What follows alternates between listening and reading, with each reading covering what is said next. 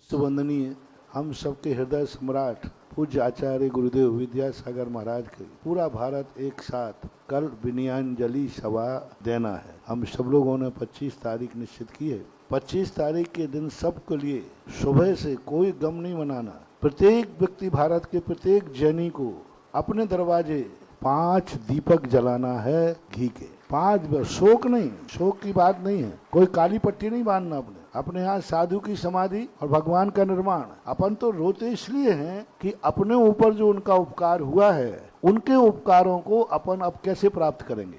जो खेद आ रहा है अपन को, मुझे भी आया। किस लिए आया? इसलिए कि उनकी समाधि हो गई? नहीं, इसलिए आया कि हमारे ऊपर जो उपकार हो रहा था अब वो उपकार नहीं हो पाएगा। तो महापुरुषों के वियोग में शोक स्वार्थ से आता है, उनके जाने और नहीं जाने का तो खुशी। प्रत्येक व्यक्ति अपने घर पर सुबह उठ करके 5 दीपक कम से कम जलावे। 5 दीपक इसलिए क्योंकि वो पंचाधार के धारी थे। अधिक जलाओ तो 36 दीपक जला सकते हो, क्योंकि वो 36 मूल गुण धारी थे। ये कार्य करना है। अपने अपने मंदिरों में सभी लोग एक पूजा, आचार्य परमेष्ठी की पूजा करना है। पूजन करने के बाद फिर आपको एक सामूहिक बैठक वहीं करना है। सामूहिक बैठक में सुबह भी विनयाञ्जलि अर्पित कर सकते। उस समय भी 36 दीपकों से महाराज का चित्र आदि लगा करके सामूहिक अपना एक औपचारिकता कर सकते।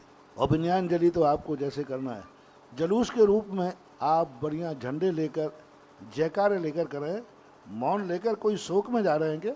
अरे खुशी और आनंद है कि हमारे आचार्य परमेष्ठी एक समाधि का रूप लेकर के उसमें रूप में प्राप्त हुए। इसलिए जयकारों के साथ में डंडे आदि लेकर, गाजे बाजे के साथ में आप अपने नगर में अपना जुलूस निकालना चाहें तो निकालें। जुलूस की ज़रूरत ज़्यादा नहीं है। अपने बैठ कर के विनयाञ्जलियाँ और उनके उपकारों का गुणानुवाद करें। उन्होंने जो समाज को दिया है, श्रमण संस्कृति को दिया है, उसका हम जितनी ज़्यादा प्रचार कर सकें।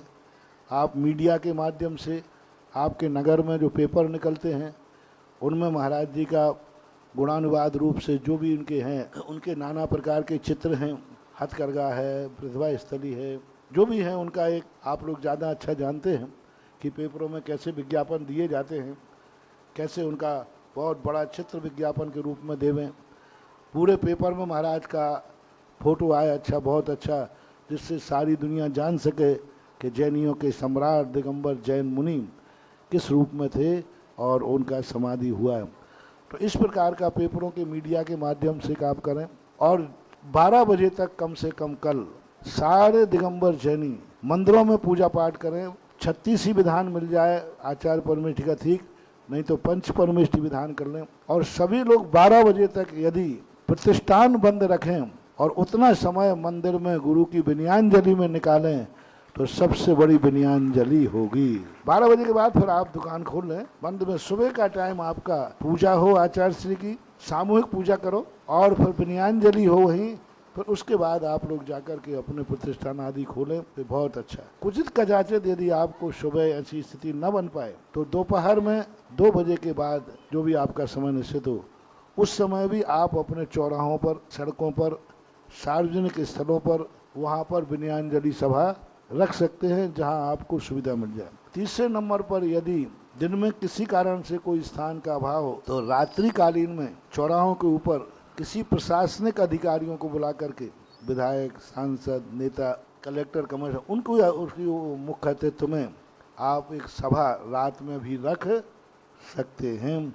ये विनयाञ्जलि कल 25 तारीख का पूरे दिन भर का हमने बता दिया। अब आपकी जैसी सुविधा पड़े वैसी करें और बहुत अच्छी तरह बनाएं।